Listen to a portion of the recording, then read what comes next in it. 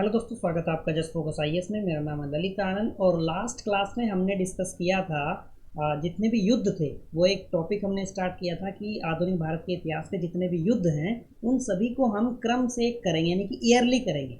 हम ऐसा नहीं करने वाले हैं कि पहले यदि हम मराठा के बारे में पढ़ रहे हैं तो हम सारे एंग्लो मराठा वार देख लें, ठीक है, या हम पानीपत का युद्ध पढ़ रहे हैं तो हम तीनों पानीपत के युद्ध पढ़ लें। नहीं, हम चल रहे थे ईयर के हिसाब से कि जैसे 1757 में हुआ, उसके बाद 58 में क्या हुआ, यदि कोई हुआ है तो उसके बारे में बात करेंगे।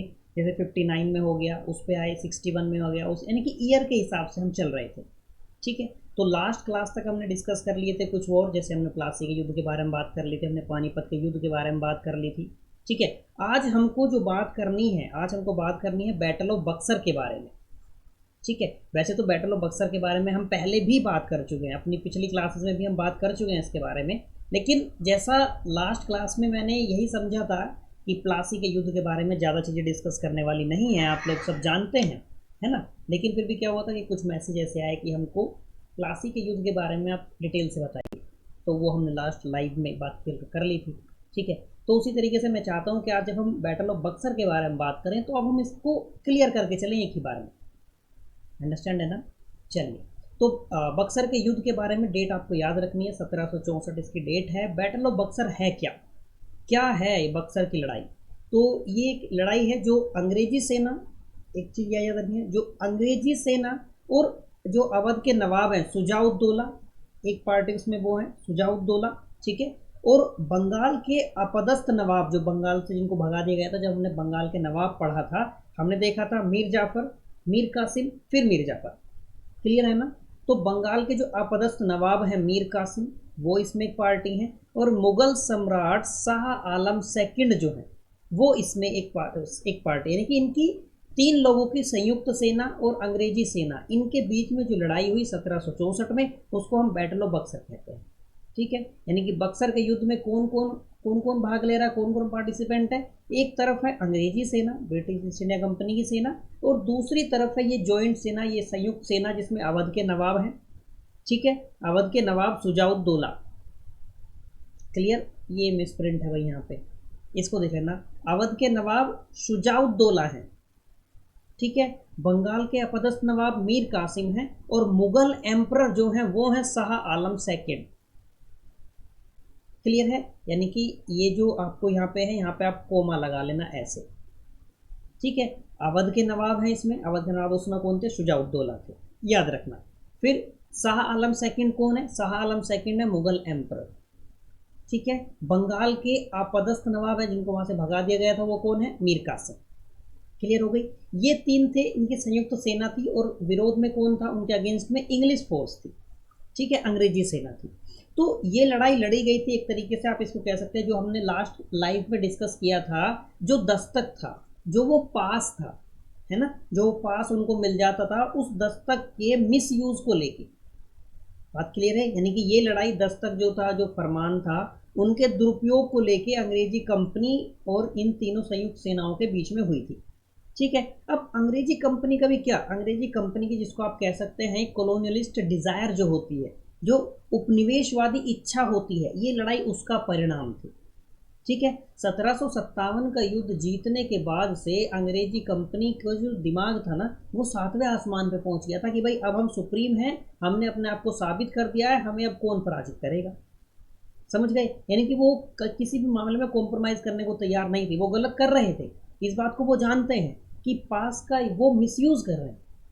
क्लियर है, यानी कि नवाब का पॉइंट एक्चुअल में सही था, बंगाल के नवाब का पॉइंट सही था कि भाई आप पास का मिसयूज कर रहे हो, वो सिराज के टाइम से ये इशू बना रहा है। क्लियर है ना। अब इसके यदि हम कोज के बारे में बात करें, इसके कारणों के बारे में बात करें, देखिए हमने क्लास में डिस्कस किया था पिछली में भी कि बक्सर की लड़ाई से पहले एक और लड़ाई लड़ी गई थी इंपॉर्टेंट, कौन सी, बैटल ऑफ प्लासी। ठीक है, जिसने इसी युद्ध ने, इस बैटल जो प्लासी का था, इसी ने क्या किया कि अंग्रेजों को, ब्रिटिशर्स को बंगाल के प्रशासन पर प्रमुखता दे दी थी। ठीक है, यानी कि प्लासी के युद्ध के परिणाम स्वरूप क्या हुआ, सिराजुद्दौला को बंगाल के नवाब के पद से हटा दिया गया था, और उनकी जगह जो मीर जाफर था, मीर जाफर कौन था, मीर जाफर सिराज की कंपनी, सिराज की आर्मी का सेनापति था। है ना। और षड्यंत्रकारी था, प्रमुख षड्यंत्रकारी था सिराज के दरबार का, सिराज की कोर्ट का। बात क्लियर है ना। हमने लास्ट लाइव में भी डिस्कस किया था कि जो सिराज के दरबार में जो अंग्रेजी रेजिडेंट होता था वॉट, उसका नाम था वॉट, है ना। वॉट को जब ये पता चला कि नवाब के खिलाफ ही उसी के दरबार में कुछ लोग षड्यंत्र कर रहे हैं, जिनमें प्रमुख व्यक्ति कौन है, जिनमें प्रमुख व्यक्ति है सिराज का सेनापति मीर जाफर।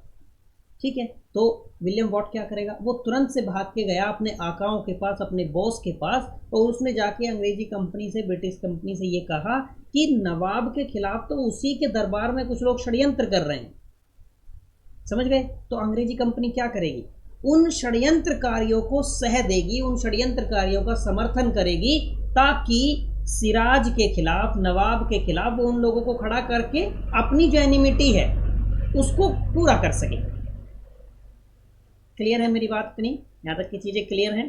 चलिए, तो अब यहाँ क्या हुआ कि मीर जाफर जो था उसको बंगाल का नवाब बना दिया गया था उसके बाद, प्लासी के युद्ध के बाद। अब अंग्रेजों ने इसे क्या किया, अंग्रेजों ने इसे अपनी एक तरीके से कठपुतली बना लिया, है ना। लेकिन मीर जाफर कितने दिन तक वो इस चीज़ को सहता, भाई नवाब है, नवाब की एक प्रेस्टीज है, उसके ऊपर खुद के ऊपर कुछ दायित्व तो है, लेकिन अंग्रेज क्या कर रहे हैं, अंग्रेज उसको अपना पपेट समझ रहे हैं। बात क्लियर है ना। तो जब मीर जाफर भी अंग्रेजों की डिमांड से, तरह तरह की मांगों से दुखी हो गया, तो उसने क्या किया, उसने डचों से संपर्क करना शुरू कर दिया। ठीक है, अब देखिए, दुश्मन का दुश्मन हमारा दोस्त, बात क्लियर है ना। साझे शत्रु की जो संकल्पना होती है यहाँ भी निकल के आ गई। ठीक है, यानी कि म्यूचुअल एनिमी वाला जो कंसेप्ट होता है, भाई डच जो है वो किसके अगेंस्ट में है, अंग्रेजों के। इधर से नवाब किसके अगेंस्ट में हो गया, मीर जाफर, अंग्रेजों के। तो ये दोनों मिल गए। ठीक है, तो लेकिन हुआ क्या, अंग्रेजों का, जैसे वही दरबार में, अपने सिराज के दरबार में षड्यंत्रकारी देखे थे, इसी तरीके से मीर जाफर के दरबार में भी तो कुछ लोग षड्यंत्रकारी होंगे, जो मीर जाफर को पसंद नहीं करते होंगे, ऐसे लोग भी होंगे। तो यही हुआ। अब अंग्रेजों को इस बात की सूचना मिल गई कि भाई मेरा ये मीर जाफर जो है ये डचों से मिल गया है।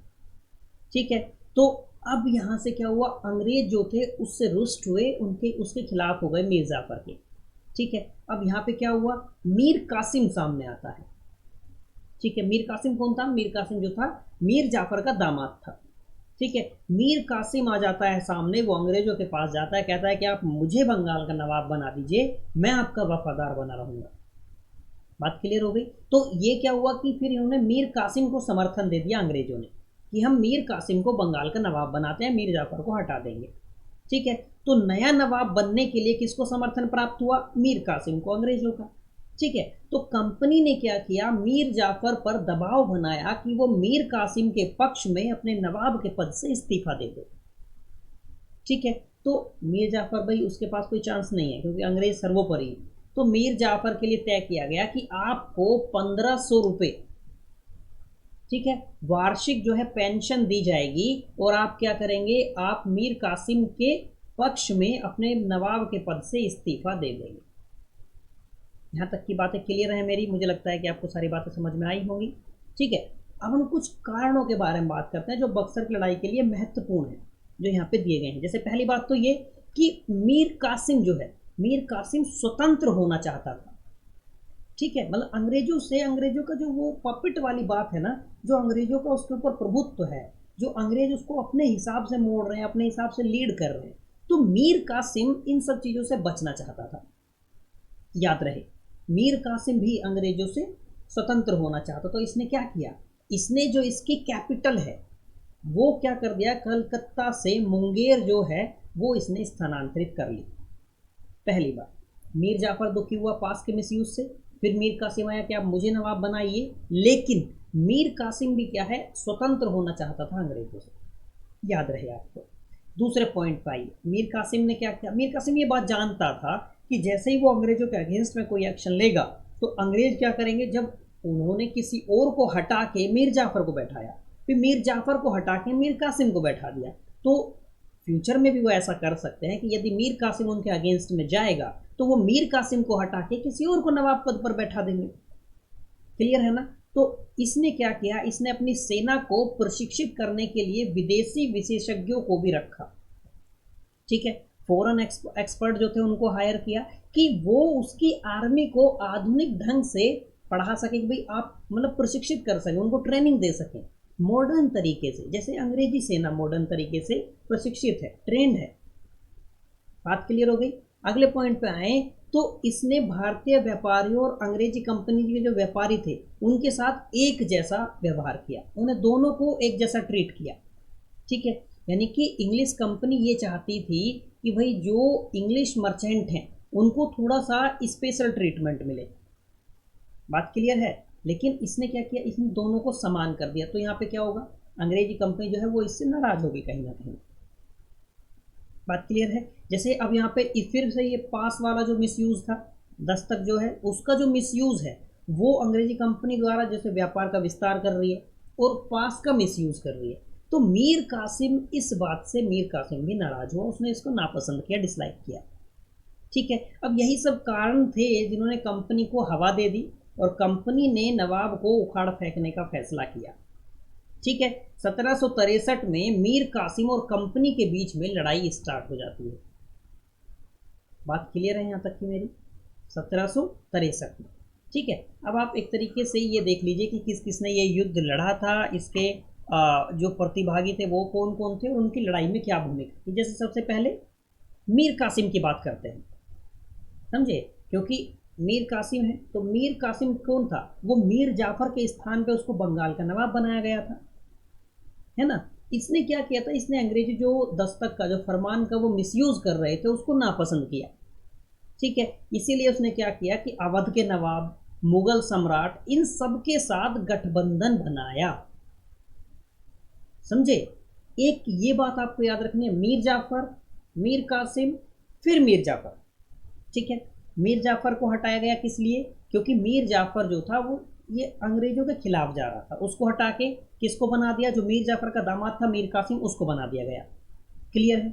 फिर क्या हुआ, फिर मीर कासिम को अंग्रेजों ने देखा कि ये हमसे स्वतंत्र होना चाहता है, तो उन्होंने क्या किया, फिर से मीर जाफर उनके पास गया कि नहीं मैं आपका विश्वास पात्र हूँ, आप मुझे ही बनाइए। फिर से मीर जाफर को बनाया गया। क्लियर है। तो मीर कासिम को अपदस्थ कर दिया गया था, उसके पद से हटा दिया गया था। वो उसने क्या किया, वो पहुंच गया शुजाउद्दौला के पास और शाह आलम सेकंड के पास।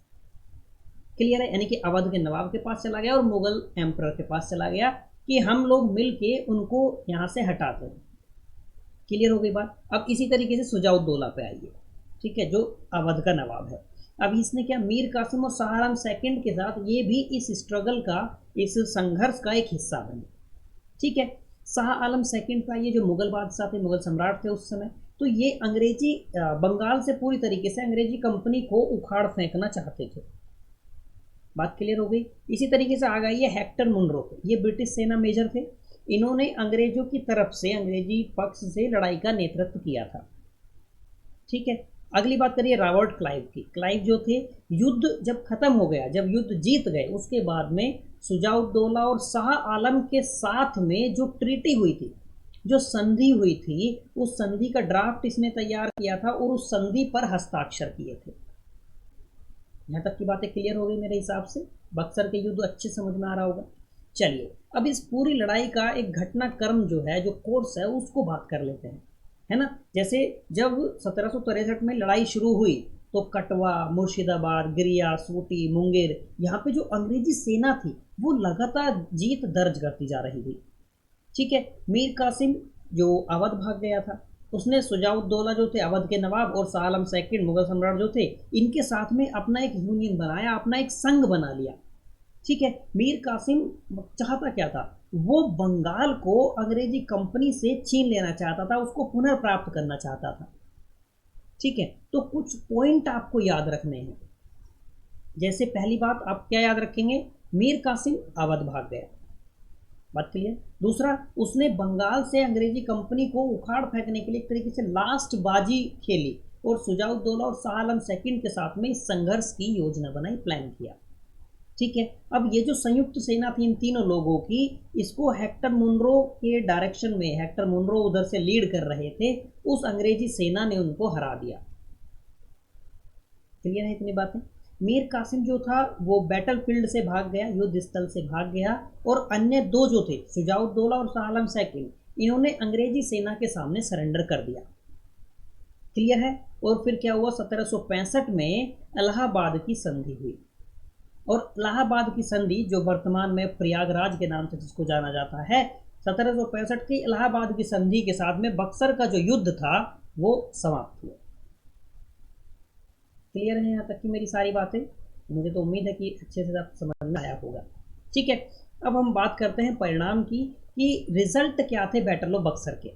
ठीक है, तो मीर कासिम, शुजाउद्दौला और शाह आलम सेकंड, इन ये जो थे ये तीनों, ये डेट आपको एक बार तो याद रखनी है कि 22 अक्टूबर 1764 को जब ये युद्ध खत्म हुआ, ठीक है, यानी कि ये हार गए। बात क्लियर। अब रॉबर्ट क्लाइव का इसमें एक इंपॉर्टेंट रोल है, ये दोनों का नाम याद रखना है। हेक्टर मुनरो का इसलिए क्योंकि वो इस बैटल में अंग्रेजी जो आर्मी है उसको लीड कर रहे थे। ठीक है, रॉबर्ट क्लाइव का इसलिए क्योंकि उन्होंने ये जो पूरा ट्रीटी हुई इलाहाबाद वाली, इस ट्रीटी का ड्राफ्ट तैयार किया और इस ट्रीटी पे उन्होंने ही साइन किए। क्लियर है। इस बैटल के बाद में दो तीन चीजें एकदम क्लियर हुई। पहली बात तो ये कि जो प्लासी का युद्ध था उसको कहा जाता है कि वो अंग्रेजों की कूटनीतिक विजय थी, वो अंग्रेजों की स्ट्रेटेजिक विन थी। ठीक है, यानी कि वो उनकी रणनीतिक विजय है। बात क्लियर। दूसरा जो बैटल ऑफ बक्सर है ये अंग्रेजों की सैनिक विजय है ना। क्यों? क्योंकि प्लासी के युद्ध में तो लड़ाई एक दिन भी नहीं चली थी, लेकिन बक्सर के युद्ध में संयुक्त सेनाओं के अगेंस्ट में हेक्टर मुनरो के नेतृत्व में अंग्रेजी सेना ने जीत दर्ज की थी। बात क्लियर हो गई। तो इसके बाद क्या हुआ कि उत्तरी भारत में अंग्रेजी कंपनी जो है वो एक महान शक्ति बन गई। क्लियर है इतनी बातें। अब जो मीर जाफर हैं जो बंगाल के नवाब थे, उन्होंने अंग्रेजी सेना के रखरखाव के लिए, क्योंकि दोबारा से मीर कासिम को हटा के मीर जाफर को बनाया गया ना, तो कुछ तो देना पड़ेगा ना अंग्रेजों को। मैंने हमेशा आपको बताया है कि एक चीज़ आपको याद रखनी है कि अंग्रेज यदि किसी को किसी पद पर बैठा रहे तो उनको कुछ लाभ चाहिए, वो कुछ तो पॉइंट लेंगे ना, कुछ चीज़ें तो लेंगे। तो मीर जाफर क्या करता है, अंग्रेजी सेना के रखरखाव के लिए उनको मिदनापुर, ये आपको प्लेस के नाम याद रखने हैं। मिदनापुर का नाम आप याद रखेंगे, बर्दवान का नाम आप याद रखेंगे, जो चिट्टागोंग है उसका नाम आपको याद रखना है। बात क्लियर। ये अंग्रेजी कंपनी को ये छोड़ देता है, उनको सौंप देता है। ठीक है। और बंगाल में नमक पर 2% शुल्क को छोड़कर अंग्रेजों को निशुल्क व्यापार की अनुमति दी जाती है। केवल उनको सोल्ट पे 2% का टैक्स देना है, दैट्स इट। ठीक है। अब मीर जाफर के बाद उसका जो नाबालिग बेटा था, मतलब जब मीर जाफर मर गया था तो उसका एक नाबालिग बेटा था नजमुद्दौला, उसको अंग्रेजों ने नवाब बना दिया। बात क्लियर है। उसको नवाब बना, लेकिन जो एडमिनिस्ट्रेशन है, जो प्रशासन है, उस प्रशासन की असली शक्ति किसके पास है? वो नायब सूबेदार के हाथों में चली गई। जिस नायब सूबेदार को अंग्रेज जब चाहे नियुक्त कर सकते थे, जब चाहे बर्खास्त कर सकते थे। तो एक तरीके से आप ये कह सकते हैं इनडायरेक्टली पूरा एडमिनिस्ट्रेशन किसके हाथों में है? अंग्रेजों के हाथों में है। यहीं से आप कह सकते हैं कि जो डायआर्की सिस्टम है, जो द्वैध शासन है, उसके हमको सीड दिखाई देते हैं, उसके हमको बीज दिखाई देने लगते हैं। ठीक है। अब क्लाइव ने इलाहाबाद की संधि में अवध के सम्राट जो थे शाह आलम सेकंड और शुजाउद्दौला, मतलब इन दोनों के साथ में अवध के सम्राट और मुगल सम्राट, अवध के नवाब और मुगल सम्राट, इन दोनों के साथ में, यानी कि शाह आलम सेकंड के साथ में और शुजाउद्दौला के साथ में जो ट्रीटी हुई वो क्लाइव ने उसका पूरा फॉर्मेट तैयार किया, ड्राफ्ट तैयार किया, उसी ने हस्ताक्षर किए। ये एक राजनीतिक समझौता एक तरीके से आप कह सकते हैं, इन दोनों के साथ में हुआ। ठीक है।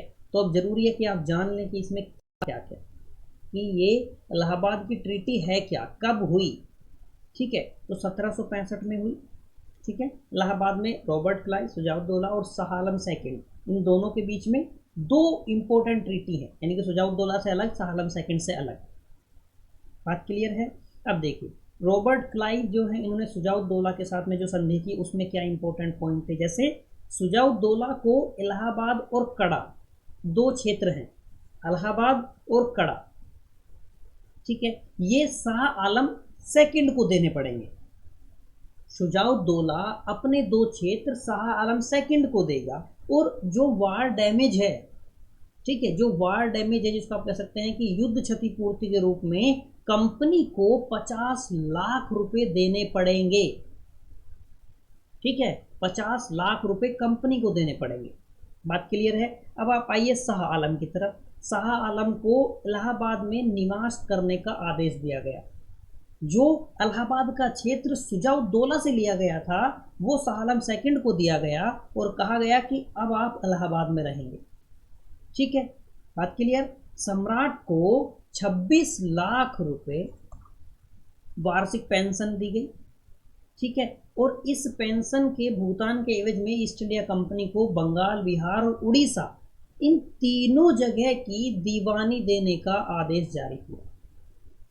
ठीक है, एक फरमान जारी करना था मुगल सम्राट को कि वो 26 लाख रुपए वार्षिक पेंशन लेगा और जो ईस्ट इंडिया कंपनी है उसको बंगाल, बिहार और उड़ीसा इनकी दीवानी दी जाएगी।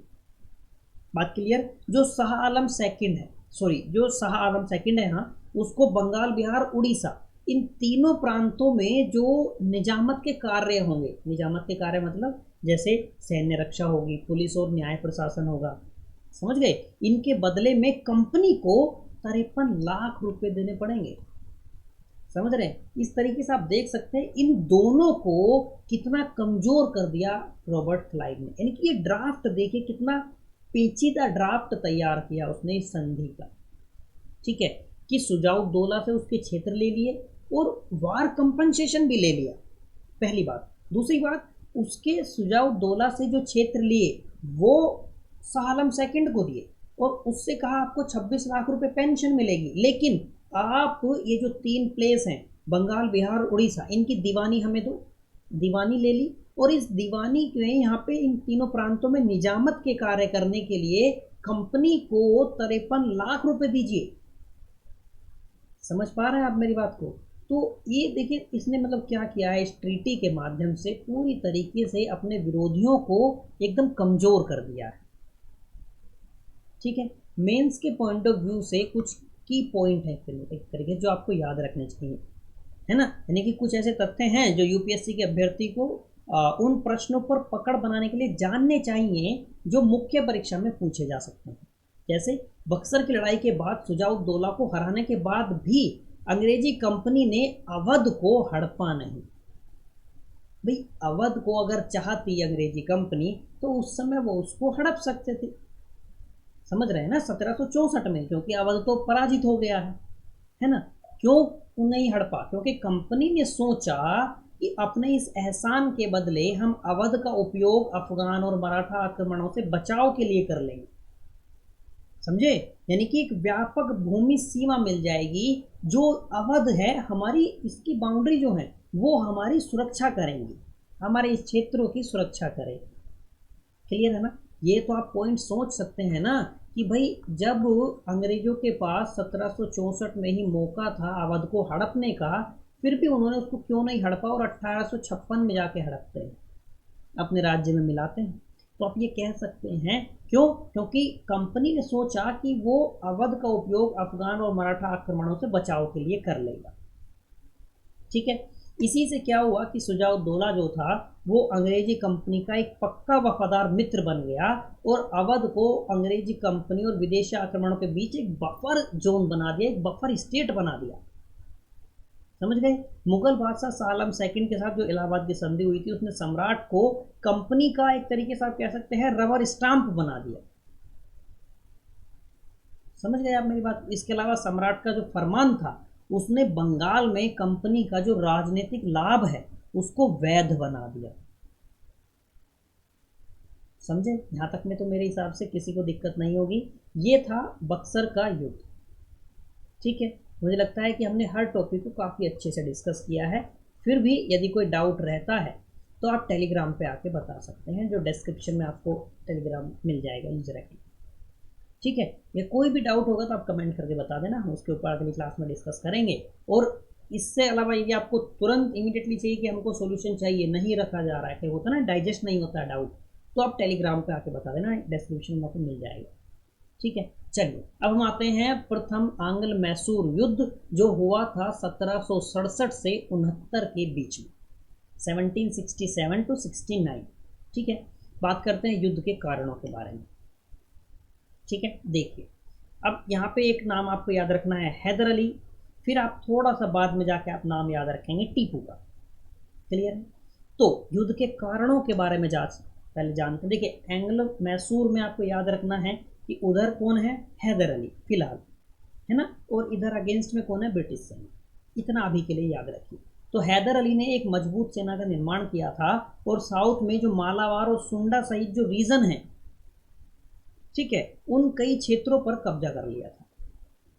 बात क्लियर हो गई। इसने अपनी सेना को प्रशिक्षित करने के लिए जो फ्रेंच सपोर्ट थी वो भी ली थी, यानी कि फ्रांसीसियों से आधुनिक ट्रेनर बुलवाए थे कि भाई हमारी सेना को आधुनिक तरीके से प्रशिक्षित करना है, ट्रेन करना है, ठीक है। अब जब फ्रांसीसी इसके सपोर्ट में आए, फ्रांसीसियों ने इसको मदद दी मैसूर को या हैदर अली को, तो इससे क्या हुआ, अंग्रेज इससे घबरा गए, ठीक है, अंग्रेज इससे सचेत हुए। क्लियर। तो यहाँ से क्या हुआ, अंग्रेजों को लगा कि ये तो फ्रांसीसियों के संपर्क में आ रहा है, तो हमारे लिए भविष्य में प्रॉब्लम खड़ी हो जाएगी। समझे आप मेरी बात को। तो इसीलिए अंग्रेज इससे पहले अलर्ट हुए। अब युद्ध के हम घटनाक्रम पे आते हैं, कोर्स ऑफ द वार देखते हैं। तो पहला point course of the war में क्या है कि अंग्रेजों ने मराठों और निजाम, ये याद रखना है, मराठे और उधर चले जाइए निजाम हैदराबाद की तरफ, तो वहां पे जाके इन्होंने मिलकर क्या हुआ कि मैसूर से युद्ध की घोषणा कर दी। ठीक है, यहाँ पे आपको दो तीन बातें समझनी, मराठे और निजाम ये क्यों है अंग्रेजों की तरफ, फिर मराठे क्यों हो जाएंगे अंग्रेजों के खिलाफ, तो ये सब बातें मैं आपको आंग्ल मराठा में क्लियर कर दूंगा। फिलहाल के लिए इतना देखिए कि अंग्रेजों ने क्या किया, एक षड्यंत्र किया, उस षड्यंत्र में अपने साथ शामिल किया मराठों को और शामिल किया निजाम को, ठीक है, और इन दोनों को लेके क्या कर दिया, मैसूर के साथ युद्ध की घोषणा कर दी, ठीक है। अब हैदर अली ने सोचा कि पहले क्या करूं, पहले ये जो इनके समर्थन में आ रहा है, अंग्रेजों के समर्थन में आ रहा है, उनको अलग करूं, ठीक है। तो हैदर अली ने मराठों को और निजाम को अपनी, एक तरीके से आप कह सकते हैं कि जो उसकी स्किलफुल डिप्लोमेसी थी, जो उसकी कुशल कूटनीति थी, उससे उनको अपने फेवर में ले आया, है ना, यानी कि उसने युद्ध से मराठों को अलग कर दिया और निजाम को भी अलग कर दिया, है ना। अब इसके लिए क्या होगा, इसके लिए हैदर ने कहा कि मैं मराठों आपको मैं पे करूंगा कि आप इस युद्ध से न्यूट्रल रहिए, तटस्थ रहिए, ठीक है, भुगतान कर देगा वो मराठों को, और मराठों की जरूरत थी पैसा। समझ गए आप मेरी बात को, क्योंकि उनकी ज्योग्राफिकल कंडीशंस ऐसी थी, वो हम डिस्कस कर चुके हैं, ठीक है। अब युद्ध स्टार्ट हो गया हैदर अली और अंग्रेजों की तरफ से। तो ये युद्ध जो था, ना तो हैदर अली झुका, ना ही वो डिफीट हुआ, और अंग्रेजों की तरफ से भी ऐसा हुआ कि वो भी युद्ध जारी रखते रहे, क्योंकि उनके पास तो एक अच्छी सेना है, स्ट्रॉन्ग सेना है, सशक्त सेना है। तो 1.5 साल तक आप समझ सकते हैं, 1.5 साल तक ये युद्ध बिना किसी कंक्लूजन के, बिना किसी निष्कर्ष के जारी रहा, ठीक है। फिर हैदर ने थोड़ा अपनी जो उसकी रणनीति थी, उस रणनीति में उसने कुछ चेंजेस किए। समझ पाए आप मेरी बात को, वो उसने चेंजेस करके अपना रास्ता बदला और वो डायरेक्ट मद्रास की तरफ पहुंच गया। समझ गए, यानी कि हैदर ने अपनी जैसी रणनीति बदली, वो मद्रास तक पहुंच गया, समझे। यानी कि अब हम आते हैं इसके कंक्लूजन की तरफ, हम आते हैं इसके परिणाम की तरफ कि रिजल्ट क्या रहा इस युद्ध का, ठीक है। तो मद्रास में जब ये पूर्ण अराजकता और घबराहट हुई, इसके बाद अंग्रेजी कंपनी ने क्या किया, 4 अप्रैल 1769 को हैदर के साथ एक ट्रीटी करने को वो मजबूर हुए, ठीक है, जिससे ये जो पहला युद्ध था इसका समाप्त हुआ, ये युद्ध का अंत हुआ। बात क्लियर हो गई। यानी कि हैदर ने मद्रास पे जैसे ही कब्जा किया तो उससे अंग्रेज घबरा गए, और फिर एक ट्रीटी के लिए हैदर ने उन लोगों को बाध्य कर लिया, आप ये कह सकते हैं कि एक बेहद अपमानजनक संधि के लिए, है ना। अब इसमें क्या है कि कुछ बातें ये हैं कि जो विजित प्रदेश हैं एक दूसरे के, वो वापस बहाल कर दिए जाएंगे, और इस बात पे सहमति बनी कि यदि मान लीजिए कि कोई विदेशी हमला होता है तो दोनों एक दूसरे की मदद करें। समझे आप मेरी बात को। आप इस बात को इसीलिए भी थोड़ा सा जानिए कि यदि इस बार मान लीजिए अभी टीपू जो है, ठीक है, टीपू के ऊपर थोड़ा सा विवाद आया है, अभी आप सोशल मीडिया पे देख रहे हो यदि, तो टीपू जो है आजकल थोड़ा सा विवादित बिंदु है, ठीक है। तो टीपू के संबंध हो गए मैसूर से, यानी कि हैदर अली से, तो इनको आप जान के रखिए, है ना, बाप बेटों के बारे में, दोनों के बारे में अच्छे से पढ़ के रखिए। यदि यूपीएससी एग्जाम लेता है तो मुझे ऐसा लगता है कि चांसेस बनेंगे यहाँ से क्वेश्चन पूछे जाने के। क्लियर हो गई बात। चलिए तो अब जान लेते हैं पहले हैदर अली के बारे में कि एक्चुअल में हु वाज हैदर अली। है ना। तो कुछ पॉइंट में यहाँ पे पूरा इंट्रोडक्शन मैंने दे दिया है, आप इसको पॉइंट वाइज पढ़ लेते हैं तो चीज़ें क्लियर हो जाएंगी, है ना। तो मैसूर की जो सेना है उसमें एक सैनिक के रूप में इसने अपना करियर स्टार्ट किया था हैदर अली ने, ठीक है। जल्दी क्या हुआ, स्किल था, इसके अंदर स्किल थी, तो अपने स्किल की वजह से ही सेना में इम्पोर्टेंट पद पर ये आ गया, प्रमुख पद पर ये आ गया जल्दी, ठीक है। इसको कमांडर इन चीफ बनाया गया, जिसको दलावेई भी कहते थे, ठीक है। और उसके बाद में जो मैसूर के जो शासक थे कृष्णराज वाडियार सेकंड, उनके तहत ये मैसूर राज्य का प्रमुख मंत्री बन गया था, मिनिस्टर बन गया था, ठीक है। अब ये चीफ जो है ना, ये चीफ वो है प्रमुख वाला, ये याद रखना, सही है। कभी आप सीएम समझ लो आज की डेट वाला, ठीक है। अपने एडमिनिस्ट्रेटिव जो स्किल थी इसके पास में, और जो इसके पास सैन्य कौशल भी था, उसके माध्यम से क्या हुआ कि धीरे धीरे जैसे समय बीता ये मैसूर का वास्तविक शासक बन गया, ठीक है। जिसमें जो राजा है, जो वास्तविक राजा है, वो केवल एक तरीके से शीर्ष पोस्ट पर बैठने वाला व्यक्ति है बस, बाकी पूरी पावर जो वास्तविक शासक है वो कौन है, वो हैदर है, ठीक है। अब इसने एक आधुनिक सेना की स्थापना करी और यूरोपीय पद्धति से अपनी सेना को प्रशिक्षित किया, जिसमें इसने किसकी हेल्प ली, फ्रांसीसियों की हेल्प ली। समझ पाए आप मेरी बात को। तो पहला एंग्लो मैसूर वॉर जो था वो कब हुआ, किसके बीच हुआ, हैदर का क्यों क्या रोल रहा है, हैदर कौन था, ये आपको याद रखना है, और किस ट्रीटी से वो एंड हुआ ये आपको याद रखना है, भूलेंगे आप नहीं बिल्कुल भी, ठीक है। यदि भूलते हैं तो माफी नहीं मिलेगी, समझ पाए। चलिए अब हम आते हैं फर्स्ट एंग्लो मराठा वॉर पे, ठीक है। प्रथम आंग्ल मराठा युद्ध पे आइए, समय याद रखिए 1775 का 1775 से 82 तक का। इसके बैकग्राउंड यानी पृष्ठभूमि और कोर्स घटनाक्रम पर नजर डाल लेते हैं, ठीक है।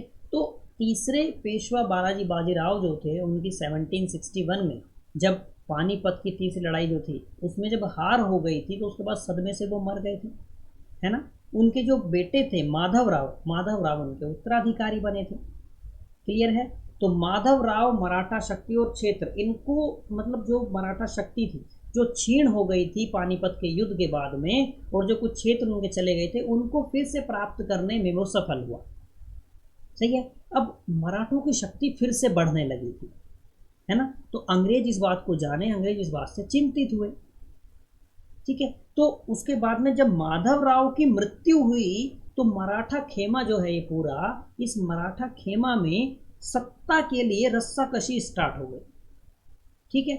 माधव राव जो थे उनके भाई नारायण राव जो थे वो पेशवा बन गए, नारायण राव, ये बातें हमने की है ना जब हमने मराठा वाली क्लास की थी तब भी।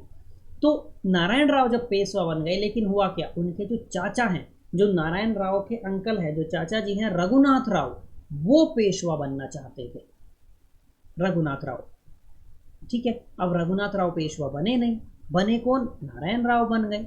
तो रघुनाथ राव जो थे वो अंग्रेजी कंपनी के पास चले गए और उनसे मदद मांगी, सही है। जिसका रिजल्ट किस रूप में सामने आया कि 1775 में सूरत की एक संधि हुई रघुनाथ राव के साथ, जिसमें रघुनाथ राव ने हस्ताक्षर कर दिए, और इसमें क्या था कि वो सालसेट और बसीन का जो क्षेत्र है वो अंग्रेजी कंपनी को दे देंगे, ठीक है। बदले में अंग्रेजी कंपनी क्या करेगी, रघुनाथ राव को सैनिक सहायता देगी और उसको पेशवा के पद पर बैठाने में मदद करेगी।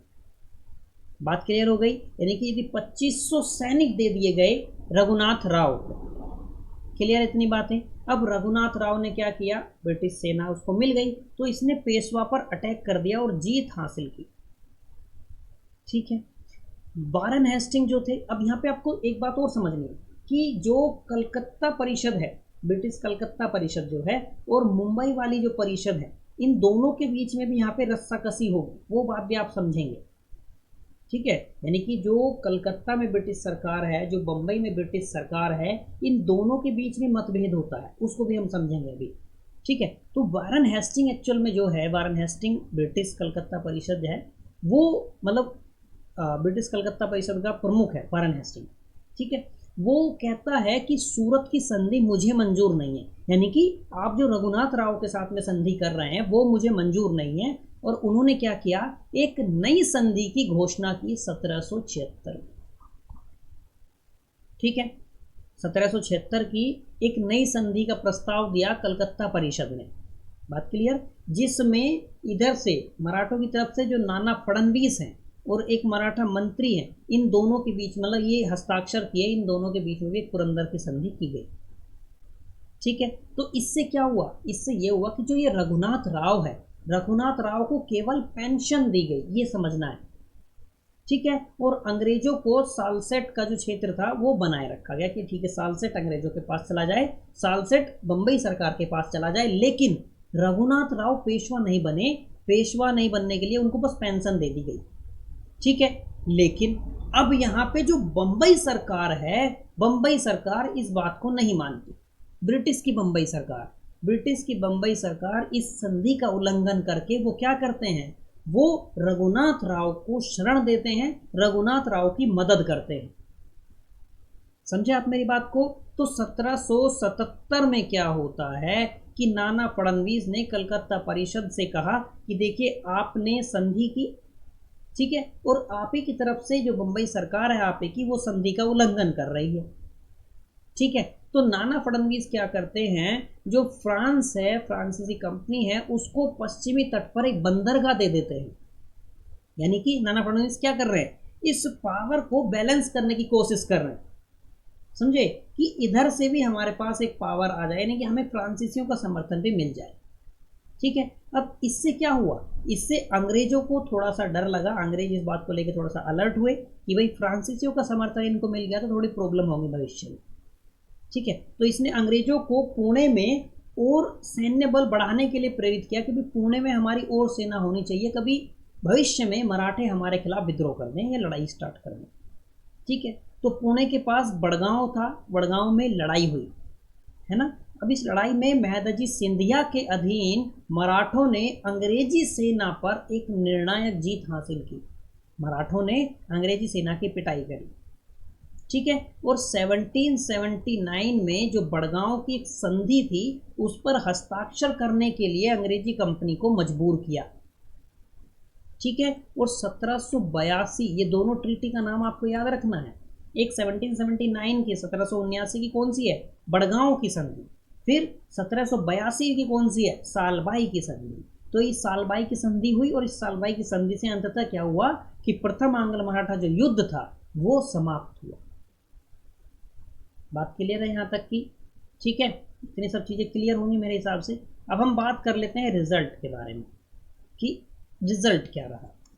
ठीक है, तो ईस्ट इंडिया कंपनी ने, जो ईस्ट इंडिया कंपनी को जो रघुनाथ राव ने सूरत की संधि करके जो कह दिया था कि मैं आपको साल से दे दूंगा, भड़ोत दे दूंगा, है ना, तो वो जो क्षेत्र थे वो उनको दिए गए कि ठीक है ईस्ट इंडिया कंपनी जो है वो रिटेन रखेगी सालसेट और भरूच वाला रीजन। ठीक है, इसने मराठों से भी ये गारंटी ली कि वे मैसूर के हैदर अली से अपनी संपत्ति वापस ले लेंगे। बात क्लियर है? यानी कि अभी यहाँ पे मैसूर को कमजोर करने की भी कोशिश हो रही है कि मराठों को उससे अलग रख लूँ या इन दोनों के बीच में एनिमिटी स्टार्ट हो जाए तो ये आपस में लड़े और मैसूर कमजोर हो जाए या मराठे कमजोर हो जाए, फायदा लास्टली किसका होगा, अंग्रेजों का। समझ पा रहे हैं आप मेरी बात को? मराठों ने यह भी वादा किया कि अब भविष्य में जो फ्रांसीसियों को उन्होंने अपना क्षेत्र दे दिया था तो वो फ्रांसीसी कंपनी को कोई और क्षेत्र नहीं देंगे। ठीक है, रघुनाथ राव को तय हो गया कि ठीक है भाई आप 3 लाख पेंशन दीजिए हर साल। ठीक है, पुरंदर की संधि के बाद अंग्रेजों ने जो अन्य क्षेत्रों पर जो कब्जा किया था मराठों के, वो वापस मराठों को दे दिया गया। ठीक है, अंग्रेजी कंपनी ने भी क्या किया, जो नारायण राव के जो पुत्र थे माधव राव सेकंड, माधव राव सेकंड को पेशवा के रूप में स्वीकार किया। ठीक है, पेशवा के रूप में स्वीकार कर लिया और ये इनका क्या हुआ कि प्रथम जो युद्ध था वो समाप्त हुआ। ठीक है, अब सालबाई की संधि आपको थोड़ा सा मेरे हिसाब से जाननी जरूरी है। सालबाई की संधि के आप प्रोविज़न जान के रखिए क्योंकि इससे भाई युद्ध समाप्त हुआ और इसमें कुछ बातें ऐसी हैं जो आपको जाननी है, मेरे हिसाब से जरूरी है। समझ गए? तो प्रथम आंग्ल मराठा युद्ध जो था 1775 में प्रभावी ढंग से बंबई सरकार और रघुनाथ राव के बीच जो सूरत की संधि होती है, ठीक है, उस पर हस्ताक्षर करने के बाद से ही शुरू होता है ना। जो रघुनाथ राव कौन है, जो ये नए नवेले पेशवा आए हैं उनके चाचा जी नारायण राव। है ना। अब रघुनाथ राव ने ये अपनी महत्वाकांक्षा जाहिर करता है, वो अपनी महत्वाकांक्षा को ही पोषित करता रहता है पेशवा बनने की जो उसकी महत्वाकांक्षा थी। इसीलिए वो दौड़ के जाता है अंग्रेजों के पास, उनसे कहता है कि मेरी हेल्प कीजिए, उसके बदले में मैं आपको कुछ क्षेत्र दूंगा। सीधी सी बात है भाई, अंग्रेज क्या है, वो तो लोभी है ना, वो कुछ लेंगे तब आपकी मदद करेंगे। Getting my point. अब देखिए, ब्रिटिश कंपनी की जो कलकत्ता परिषद है, वो उसने नारायण राव और उनके जो मंत्री हैं नाना फडणवीस, उनका समर्थन किया। बात क्लियर है। इसी वजह से क्या हुआ, पुरंदर की संधि होती है 1776 में, और ये संधि इसीलिए होती है कि जो सूरत की संधि हुई है 1775 में, उसको रद्द किया जा सके। ठीक है, तो पुरंदर की संधि सूरत की संधि को रद्द कर देती है। बात क्लियर हो गई। लेकिन इस नई संधि में ब्रिटिश को जो सालसेट वाला जो क्षेत्र था उस पर कब्जा दे दिया गया और रघुनाथ राव को भी पेंशन दी गई।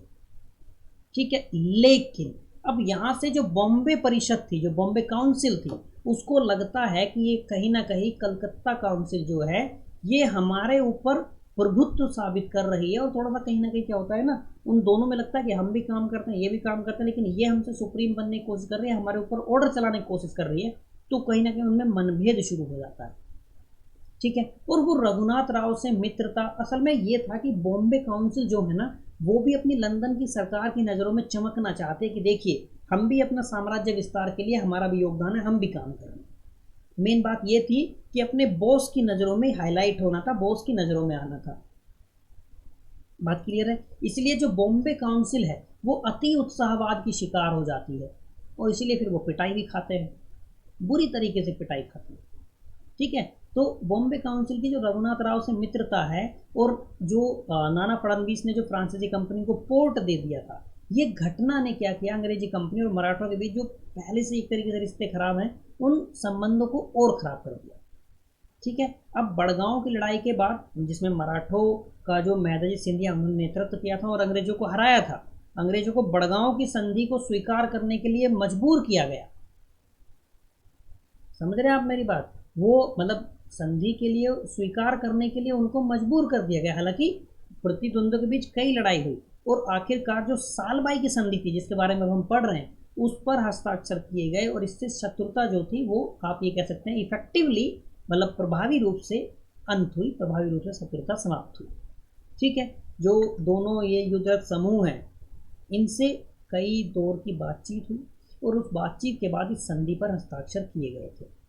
ठीक है, संधि के अनुसार कंपनी जो सालसेट और बड़ौच का जो क्षेत्र है वो उनके पास रहेगा, मराठे अपने हिस्से की गारंटी देंगे, और ये हुआ कि हम मैसूर से अपने क्षेत्र ले लेंगे, मैसूर से अपना हिस्सा ले लेंगे।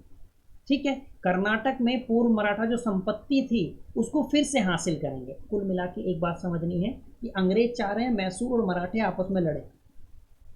ठीक है, और ये भी वादा किया गया इस संधि में कि फ्रांसीसी बस्तियों को, मतलब अपने क्षेत्र में मराठे किसी भी फ्रांसीसी बस्ती को अनुमति नहीं देंगे। ठीक है, कोई भी नया क्षेत्र, जैसे उन्होंने दे दिया था वो पोर्ट, कोई भी इस तरीके का नया क्षेत्र भविष्य में फ्रांसीसियों को नहीं दिया जाएगा। ठीक है, बदले में ब्रिटिश ने नारायण राव के जो पुत्र थे माधवराव सेकंड, उनको वास्तविक पेशवा के रूप में स्वीकार किया और रघुनाथ राव को पेंशन दी।